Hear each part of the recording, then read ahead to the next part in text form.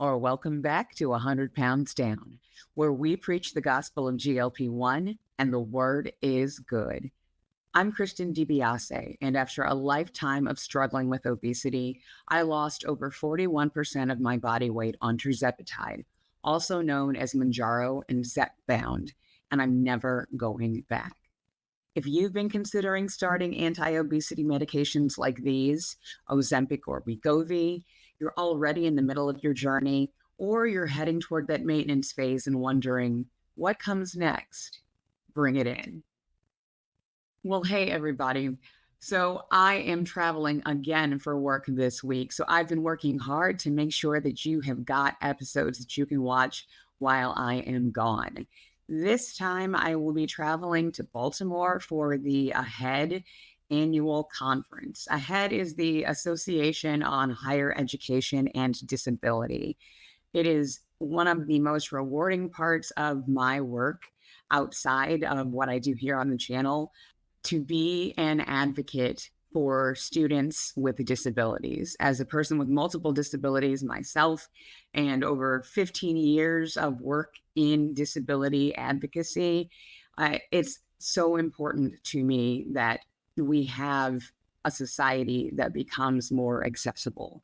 Disability is, honestly, I characterize it as the largest type of diversity that there is, because it really transcends everything: race, gender, socioeconomic status. At any time, you could become a member of this group.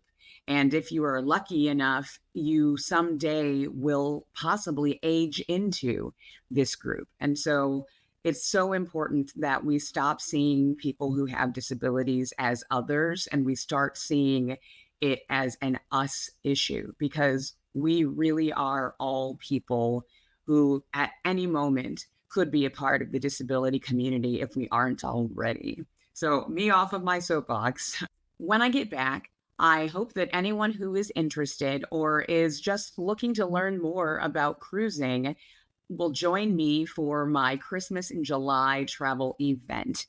I am, for those who are not aware, the owner of my own travel agency, JKD Global Travel. And this year, I'm bringing back something that I had done several times in the past, and that is the Christmas in July event. Christmas is just a bit over 5 months away, and this is the perfect time for people to be thinking about what they might want to do if they are looking to get away and do something different than that Christmas at home. So I will be telling people about cruising in general, because there's a lot of folks who've never cruised before. And I'll also be premiering the 3 different amazing Christmas time experiences that Virgin Voyages is going to be offering this year. So if you're interested in hearing about that, come on out and join me on Sunday, the 21st of July, and we'll be starting that live stream at 11 a.m. Pacific and 2 p.m. Eastern. So I hope to see you there. Now let's get into today's agenda. Today we're going to be talking about 5 toxic people you should absolutely avoid while you're on your GLP-1 journey.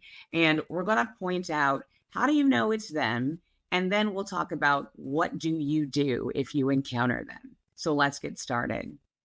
The first type of toxic person on your GLP-1 journey that many people may encounter right away is the unhelpful doctor. So let's break that down. How do you know it's them? One element you might be looking for, and this could cut both ways, is that they are uneducated on GLP-1s. Now, there are 2 types of doctors that I like to categorize who are uneducated on certain issues. There are doctors who have humility, who are not afraid to not look like the absolute expert on things in front of their patients, and who will actually tell you, hey, I don't know as much about this. What have you heard? They are more collaborative. They really want to kind of talk to you and see what you know, and they're willing to look into information if you bring information to them. There's also, typically with that kind of person, they're going to be the ones that are actually really participating and always learning. Being a doctor is one of those things where you can't just go through medical school and call it a day. Because of science and the miracle of modern medicine, medicine is always changing. And there are tons of breakthroughs that are constantly happening. And you have to stay on top of that by really investing in continuing education. Now, various states have different requirements in terms of what doctors have to do in continuing their medical education. And so, at least the bare minimum people should be doing, but sometimes the bare minimum is not really enough to stay abreast of things. So, you want to find a doctor that really subscribes to that lifelong learner philosophy, because typically somebody who is like that also generally tends to have that kind of humility that makes them a good partner for you as a patient. Now, if you have someone who is not that type of doctor, then you've really got to make some decisions, and do certain things to prepare yourself and make sure that you are able to advocate when you go into that setting. If a doctor is not as educated on GLP-1 and they're not the supportive type of doctor that I just explained to you, then there is a chance that they could be the type of doctor who is subscribing to the same tired information that is not completely accurate and that we have been fed for decades. They could also have personal biases and ideas around obesity, whose fault it is, the causes of it, and what the solutions should be.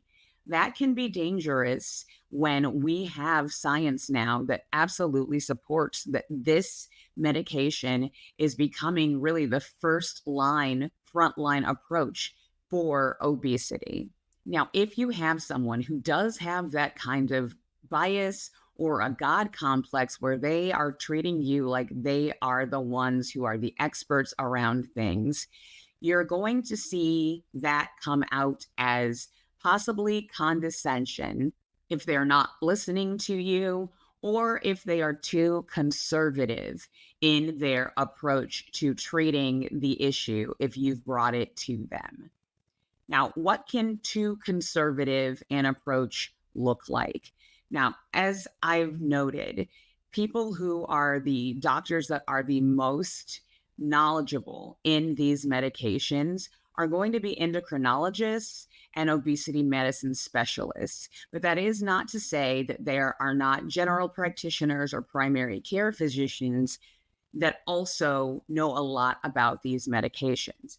But if they don't, they are most likely going to be hesitant to let you try this medication. And they may talk about doing other options first, like putting you on metformin, for example.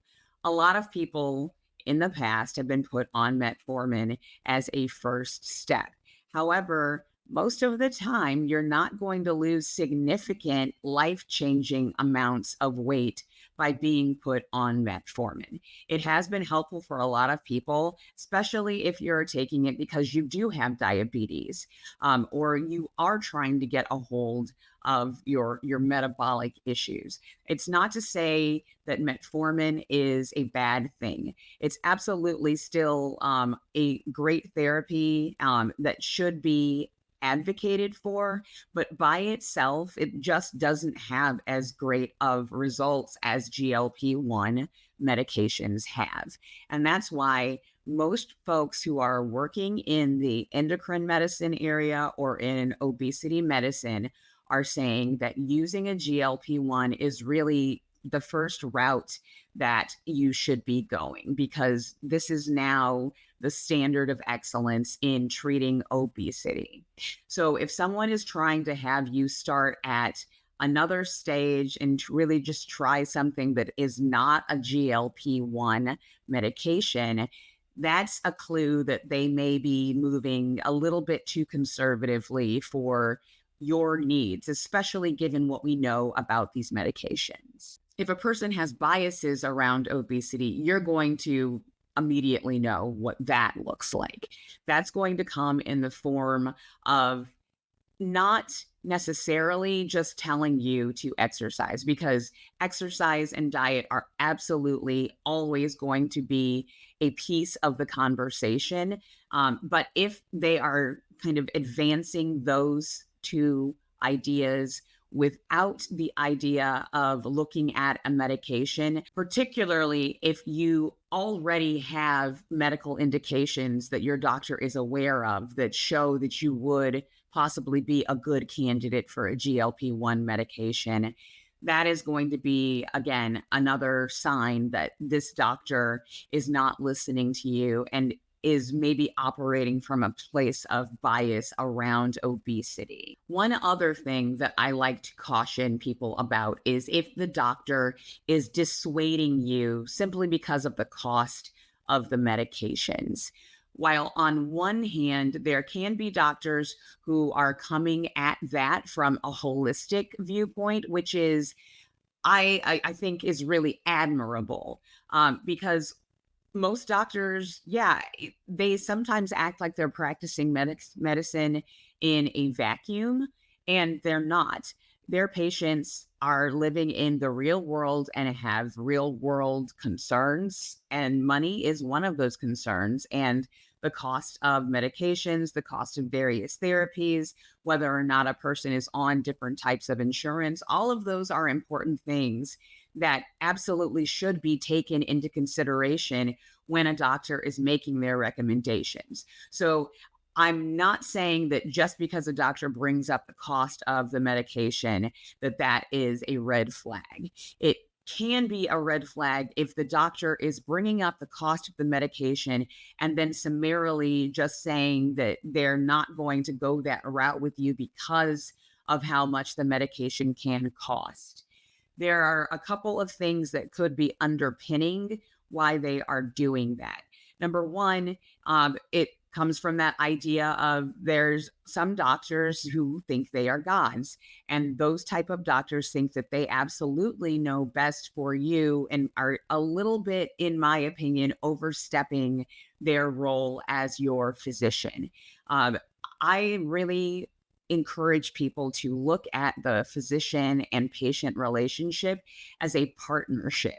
Your doctor is a person who's a specialist in a lot of things in terms of the human body and medication and things like that. But you are often also a key player in your own health, and that you know your body. And so I always talk to people about this idea of making sure that you are really not just taking everything that a doctor says as absolute gold and not questioning anything.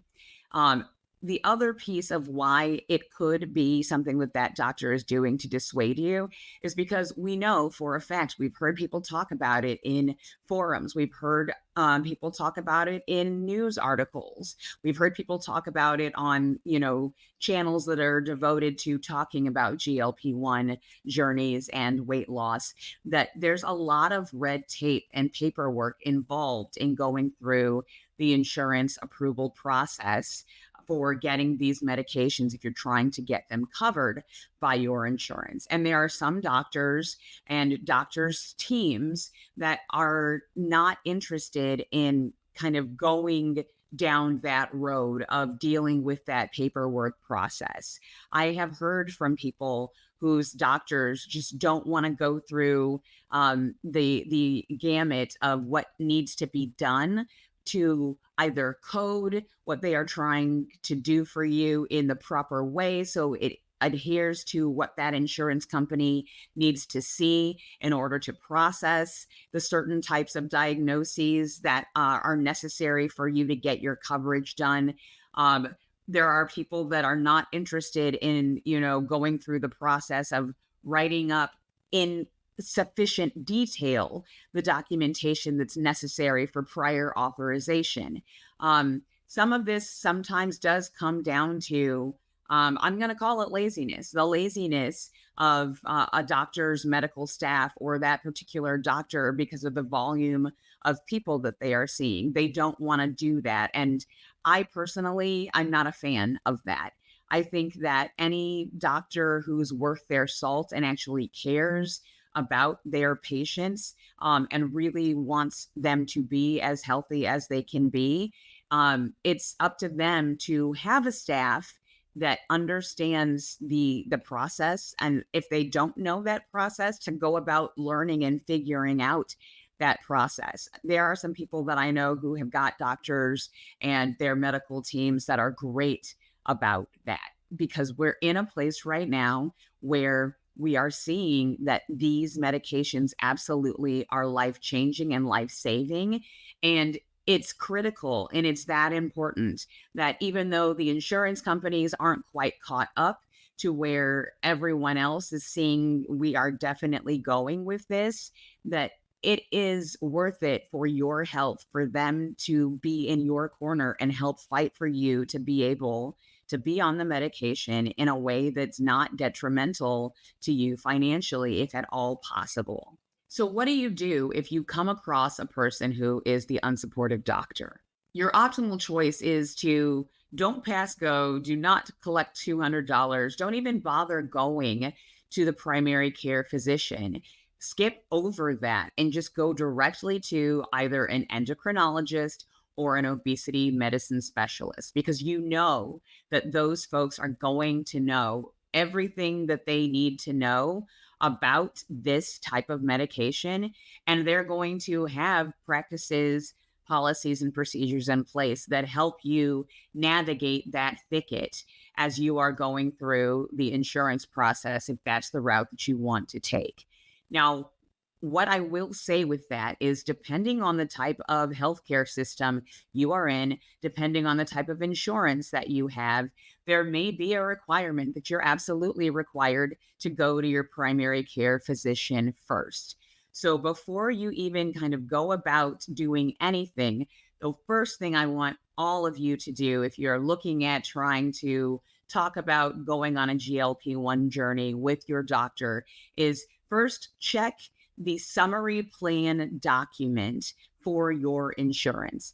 Most insurance companies have an online portal where you're able to access all of your accounts and your information nowadays. So you can go in there and you want to pull up the summary plan document, or the SPD, for your insurance plan. That's going to give you a lot of information around what is and is not covered. And a lot of insurance companies have already updated what is and isn't covered for your particular plan on GLP-1 medications. Now, another caveat with that is that just because you have one type of insurance doesn't mean that you will have the same coverage as another person who has that same insurance carrier. Especially if you are on employer-run insurance, every employer, even if they use one of the major insurance companies, is going to go in and sit down with that insurance company and figure out exactly what their particular plan will look like and what they will and will not cover. So say you've got Aetna, or you've got Cigna, or you've got Kaiser, all of those different big insurance companies, that does not mean that you're going to have the same coverage as someone else who has one of those companies. It absolutely will depend on which version of that plan you have. So once you have checked that out and you've figured out what seems like it would or would not be covered, if you still have any questions about it, hop on the phone and talk to your insurance company. The representatives are able to give you more information in more detail around what those coverages mean. Because more and more, a summary plan document is becoming, honestly, less informative than they used to be in the past. A lot of times it will just, if it does cover something, it will just give that in terms that are a little bit more blanket, not quite as descriptive. And sometimes the requirements that must be met, or the step therapies that you may have to go through, all of those pieces may not be spelled out in that summary plan document. So find out by hopping on the phone or possibly doing research if they have more information in the portal for your insurance company to find out more detail, the level of detail of what you'll actually need. That can be really helpful if you come in to your doctor with that information already there, because then that's showing your doctor that you're wanting to partner with them and do some of the legwork to maybe take some of that burden off of the medical staff. Another thing that might be a thing that you have to deal with if you do have to go to your primary care physician first is that that person might have to then make you a referral to a specialist. It really, again, is going to depend on what type of health plan you are under and how it works. So you may want to come having looked at different people who are specialists in your area to make sure that they do fall under your insurance. Again, doing some background work on your own just makes you a more informed patient as you go in. And it also shows your seriousness of purpose and can give some doctors that might be that more condescending type a better impression that you are going to push back or you're going to ask questions, and that could help you in your doctor's visit. You definitely want to come prepared with information if you do have to go through the primary care physician. Now, if you have someone who is unsupportive as a primary care physician and they've done some of the things that I've mentioned already, you want to make sure that you are advocating for yourself. You should push back if you hear them doing things that sound dismissive to you, if they are saying things that you don't understand, and if they are dissuading you. For one of the reasons why I really wanted to start this channel is not just to, give people information around obesity and the background of what is really causing this as a problem, but honestly, because I am a person who has multiple different health issues, I've had to really become a mini expert on what my conditions are. And that has made me a better self-advocate in the doctor's office. And I want that for all of you as well.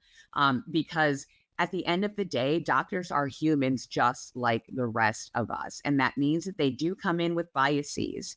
And so you can't abdicate your power as an individual just because you go into someone else's domain where they may know more than you. It's very important to come prepared with information and do your own research so you're better able to recognize when those things are happening to you and you feel prepared and confident that you can push back or you can ask questions. And that's why it's important to bring information if you're going to go see your doctor. If you're lucky, you don't need to go into it because it turns out your doctor's a very supportive person. And if you are unlucky and your doctor is an unsupportive person, you can fight for yourself and make sure that they are listening to you. And last but not least, if you go through the process, you advocate for yourself and your doctor is just not doing what you are wanting to see because you know that you already have some of these characteristics that make you a good candidate, get a second opinion. Go the route of telehealth. There are plenty of doctors who are doing telemedicine nowadays who will be supportive and will listen. You don't have to stick with a doctor who is not serving you. And by serving you, I mean working with you as a partner. It really needs to be a partnership for your health, and you need to take an active role in managing your health and well-being. And if your doctor is not working with you as a partner in that way, you should seriously consider getting another doctor. The second type of toxic person that you might encounter on your GLP-1 journey, and I absolutely want you to avoid, is the scammer. Now, when I talk about the scammer, There are honestly, in my opinion, three different types of scammers around GLP-1 medications, and we'll go over all three of those. The first type of scammer that I consider when people are going through a GLP-1 journey is the person who is selling counterfeit medication. This is scary and this is dangerous. There was recently a story that came out in the news that was talking about a counterfeit Ozempic ring. And when I say counterfeit Ozempic, I'm not talking about when people go the other route or when people go plan C. I am talking about there was someone who was saying that they had real brand name Ozempic, and it turned out that they did not. So the pens looked a little bit off. They had serial numbers that were either wrong or repeated in a way that is not how the manufacturer of that medication does their manufacturing and their lot numbers, things like that. The reason this can be scary is because there can be people who are very unethical. If you are worried about coming across someone like this, then the obvious route for you to go is to just go through a doctor. It's going to be more likely if you go to a weight loss spa or a medical spa, things like that. Now, there are reputable doctors who run boutique weight loss centered clinics. And they are more and more kind of blending that holistic wellness and other wellness pieces with that in a spa format. And that's why this can be dangerous. Anytime you are looking at something that is kind of outside of the normal, hey, I go to the doctor's office and it's in this kind of a system, you really want to make sure that you're doing some research, do some legwork to see how reputable the people are who are working in that particular med spa or clinic. There are websites, and I'll put some links down in the description where you are able to look up a doctor. There's health grades, places like that, where you can at least get an idea and get people's feedback as individuals who have rated those doctors and their experiences with them. Other things that you can look for if you are concerned is, how long has that particular doctor been working as a doctor? What is their background? You should be able to see the classification and the certifications that that doctor has.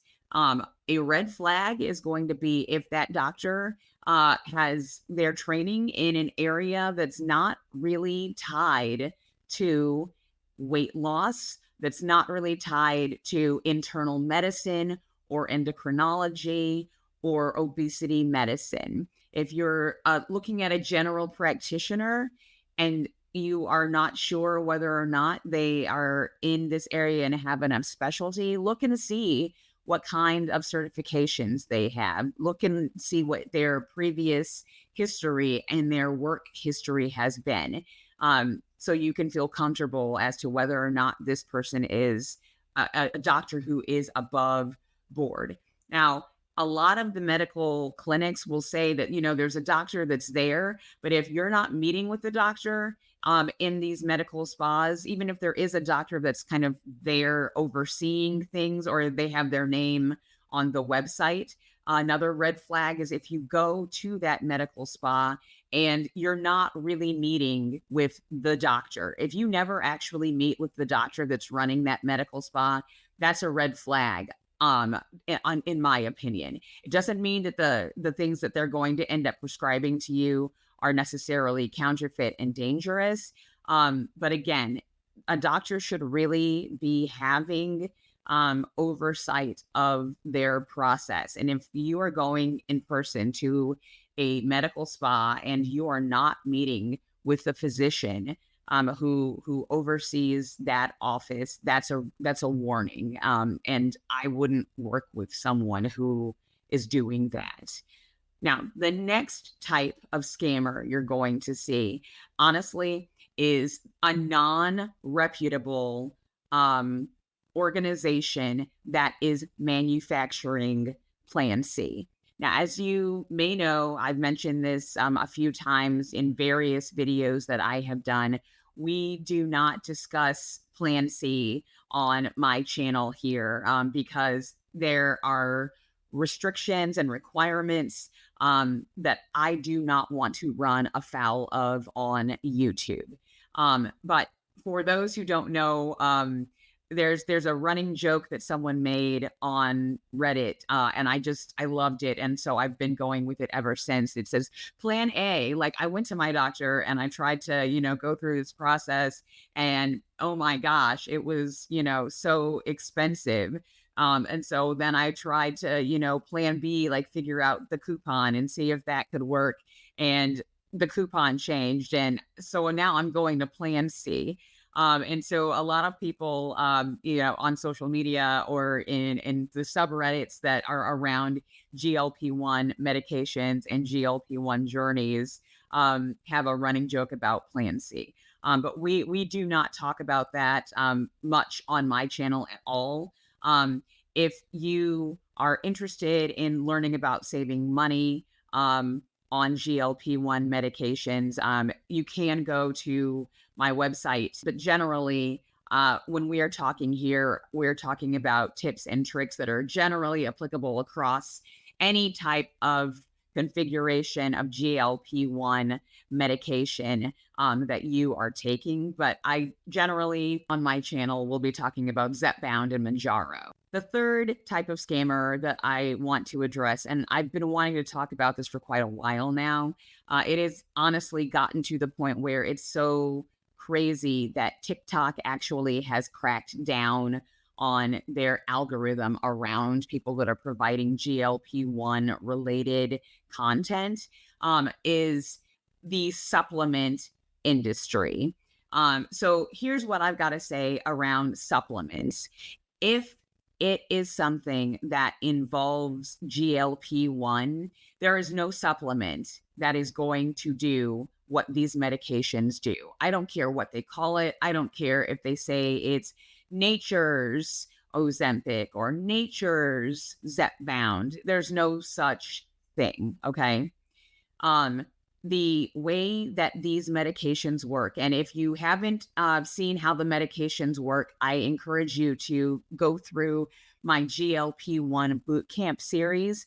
That's going to take you through in 3 different videos how our bodies actually work and explain the dysfunction that happens in obesity and metabolic resistance and insulin resistance, and then goes into explaining how these medications work based on how our bodies work and how they fix the dysfunction. If you go through the boot camp series, you're going to understand exactly how these medications work.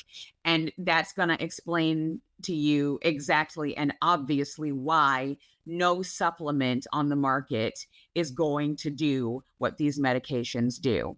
So anybody who is saying, oh, a natural alternative to this, it's BUNK.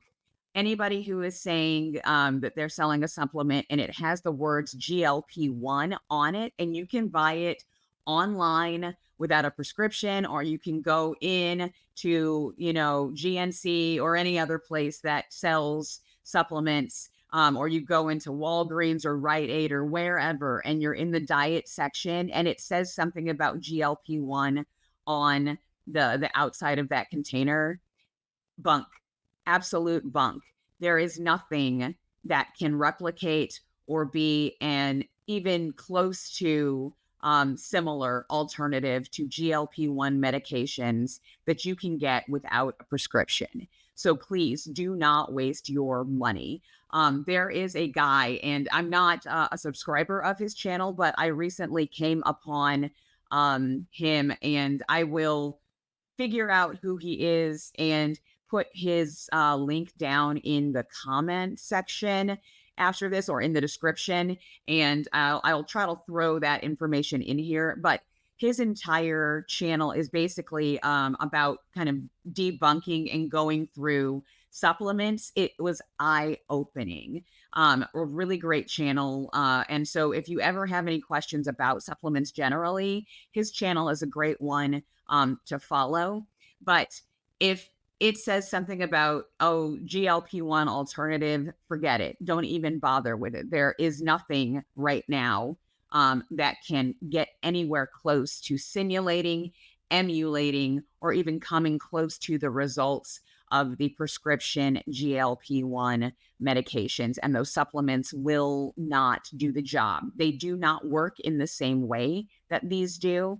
And that's why they will not work as well. So if you are looking at, old fashioned supplements, the ones that we've all been using in the past before these GLP-1s came out, that when we've said we've tried it all, some of those do work for certain things. But it's not going to work the way that this does. And it's not going to do the things inside your body that heal and repair the way that these do. So just know that. So those are the three different types of those. And that's how, honestly, you can deal with that. I say don't buy supplements if you are looking for the solution that a GLP-1 provides. That's very easily how you avoid that. Stay away from the supplements because they're not going to do the same thing and they're not going to work inside your body in the same way. The next type of toxic person you may encounter on your GLP-1 journey, and you absolutely should avoid,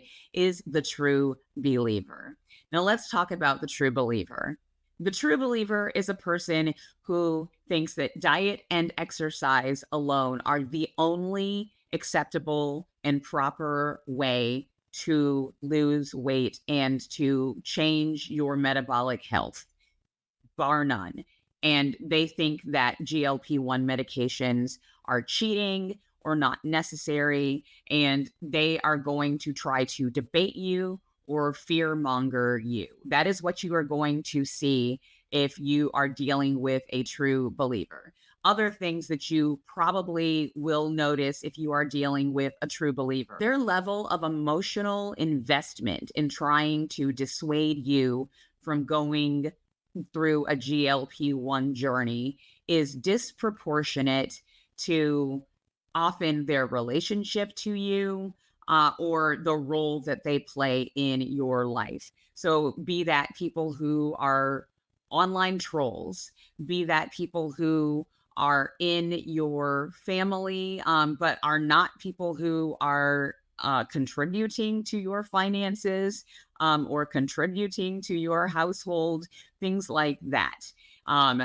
They're going to be the people who say the insidious comments, that kind of talk about how people who are obese are just lazy. They are going to be the type of people who are the ones that parrot that just eat less and move more. Those are the true believers. And the thing about the true believers is that they have been indoctrinated into this old traditional model of what obesity is like and how it is caused.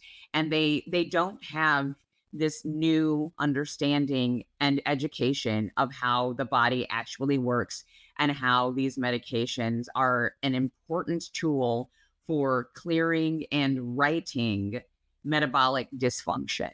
More often than not, they've not taken the time to educate themselves about these medications. If they are trying to educate themselves and they are still becoming true believers, that means that the sources that they have sought out to try to educate themselves further are sources that come from a place of their own biases or have a slant on the situation. And they are listening to people that are parroting fear-mongering and dissuasion arguments.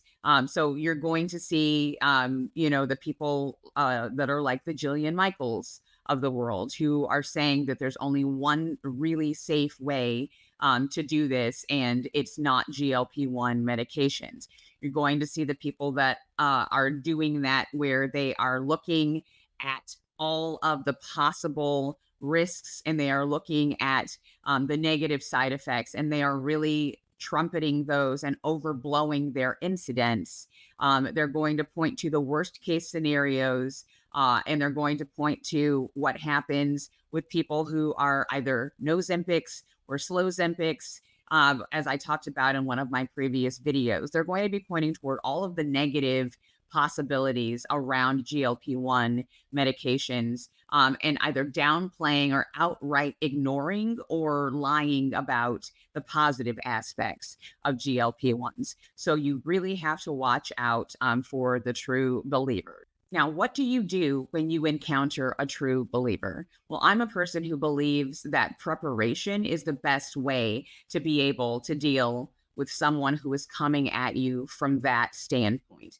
And by preparation, I mean you should think through who you are as a person, how you are in terms of your constitution. Do you have a problem with speaking out? Do you like to avoid conflict? Do you like to educate people? What is your approach to discussing these types of things? And decide whether or not you even want to talk about your journey. There are some people who will not say anything around their journey, and that is absolutely a choice that you are able to make. There are other people who are more like me, and they're very out about it, and they're very vocal about what is happening, because I myself am a person who I don't have problems discussing things, and I will bring the science to marshal behind my argument. And if I have time for a minute, I got time to debate with you about some of these things. But decide on the front end, as you are going about looking at your journey, whether or not you want to get in the mix about that. And if you don't want to, that is your prerogative. It is nobody's business but yours, what your health is, yours and your doctor's.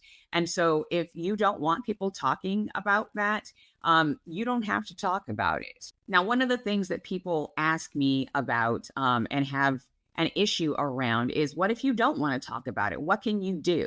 And so what I say is, really actually think about some go-to phrases that you can have in your pocket to have ready to bring out if you find yourself in that situation, and practice those ahead of time at home so you know that you feel confident that you'll be able to use those. So some go-to phrases for that, if someone's being inappropriate in asking you about that, you can say, that's a really personal question. I'd really just rather not talk about that.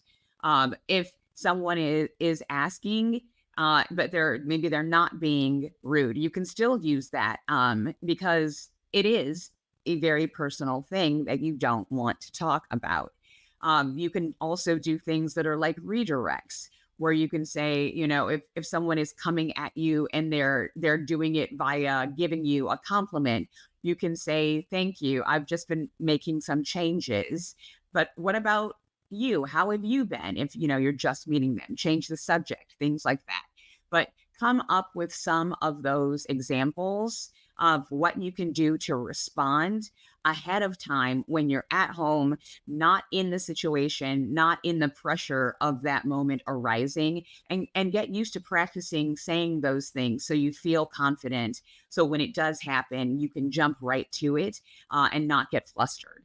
Now, these last two toxic people we're going to take together because there can often be a lot of overlap between them. And so the last two types of toxic people we're going to talk about are the people who are the saboteurs and the people who are the fair weather friends. Now, the saboteur is the person who is at a cross purposes with you and your journey. Now, the fair weather friend is the person who is suddenly feeling threatened by you and your journey. So you can see how there would be some overlap in those two types of people. They're not completely exactly the same person, because we will get into some subtypes of the saboteur, but there is a lot of overlap at times. Now, with the saboteur, how do you know it's them? There's generally two flavors of saboteur that I point to. The first type of person is the one who they're just not being helpful to you. You've talked about what your goals are. You've mention some of the habits that you are starting to try to put in place, some of the changes you're trying to make. And what they're doing is it's just not helping with that. That can come from people who care about you, but maybe they don't understand things, or it can come from, they are coming from a place of love with things that they are doing. A lot of times you're going to see that be, the family member who loves you. And one of the ways that they show love is by making you food, things like that. It's not coming from a place of malice. It is more this, hey, you're just really not helping me out right now. And what you're doing is kind of frustrating the purposes of what I'm trying to do. The other kind of person is the malicious saboteur. This is the person who damn well knows that you are trying to go on this diet journey. And I say diet journey for a moment because before GLP-1s, there was always the saboteur as well. Back when, we've tried it before multiple times, this is the person who they know you're trying to lose weight and they go about doing the exact opposite of what would be helpful to you. If you say, I'm really trying to cut back on my sugar, here they come bringing sweets and cookies and ice cream and all of the things that are going to really sabotage your diet attempt into the house. This is the person who, if they are actively trying to sabotage you, maybe they're doing sneaky and malicious things behind your back, like adding sugar to things when you're trying to cut back on sugar, adding extra fatty stuff into the way that they're making food for you. If they're the one who is control of your dining experience in the house, things like that. This is people that are actively on purpose trying to prevent you from reaching your goal. And so with that, under the GLP-1s, it's just that same situation. But now maybe they're doing some of the fear mongering around it as well. With the fair weather friend, that's the person who is being threatened by you. And what does it look like when you've got the fair weather friend? Well, that's going to be the person who they don't seem happy when you are having positive changes and you're meeting some of your more intermediate goals, or you're having success on your GLP-1 journey. They're not as happy for you as you would hope that somebody who is your friend, who's in your corner, would be. This may be a person who is making those insidious little comments around what you are doing. It may be the person who is, making digs about how you are looking as you are going through the journey. They are saying things that are negative.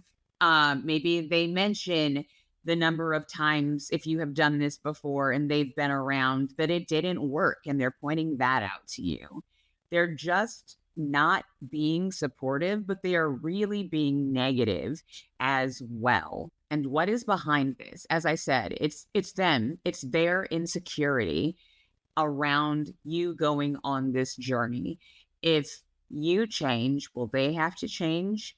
If you become a different person, what does that do for them? What does it say about them? What does it do to the relationship between you? And people can have lots of motives around that. And so I say fair weather friend, but this really applies to any more than passing relationship that you have in your life. Does not have to be romantic. It could be a work relationship. It could be a friendship. It could be the relationship between you and a sibling or a parent, or your spouse or your partner. So what do you do when you are dealing with a saboteur or a fair weather friend? The first thing I think you should do is really evaluate that relationship. Is that relationship serving you anymore? And if it's not, bitch, bye, right? Like, you want to get rid of people who are not in your corner, but that can be hard. So you don't have to really be up in your face about it, or have a whole big discussion around it. There are different ways that you can do that. If you want to do it more passively by just spending less time with that person, kind of naturally letting that relationship fade out. That is another way that you can do that without having to be really obvious and cause a lot of the drama. A lot of people don't like engaging in conflict because they know about the drama that it's going to cause, and they don't want to put themselves through that. And sometimes that keeps us in relationships we should not continue. And I want the best for all of you in the same way that I want the best for myself. And so I tell people, if this relationship is no longer serving you, then you need to extricate yourself from it. Now, if it is a relationship where you want to get out of it, but you can't, and by that, I mean there's something that's preventing you from removing that person from your sphere entirely. Say maybe, maybe you co-parent with them. Maybe they're a coworker. Maybe they're your boss, something like that.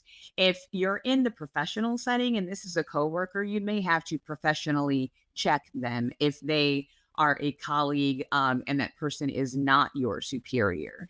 If it gets to the point where if it is continuing, or if they are a superior, make sure that you are going and enlisting the help of people who are either higher up than you or your HR department. Now, I'm very cautious when I tell people to go and work with HR, because just so you know, it doesn't matter how caring HR is. HR is for the protection of your employer. It is not for your protection.